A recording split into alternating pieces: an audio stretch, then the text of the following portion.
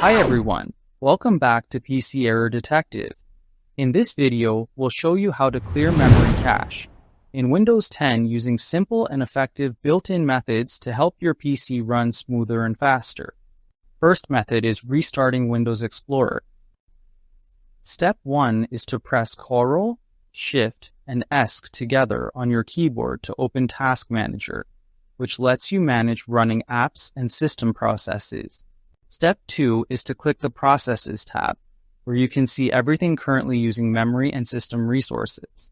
Step 3 is to find Windows Explorer in the list, then right-click on it as this process controls your desktop, taskbar, and file manager.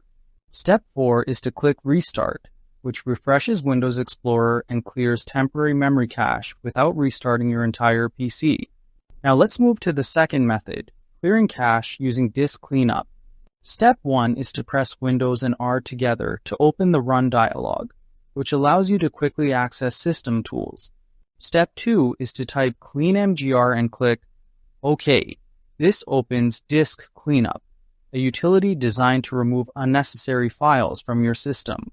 Step 3 is to select the C drive and click OK, because this is where Windows stores most temporary and cache files. Step 4 is to check temporary files, which are safe-to-delete files that often take up memory and slow down performance.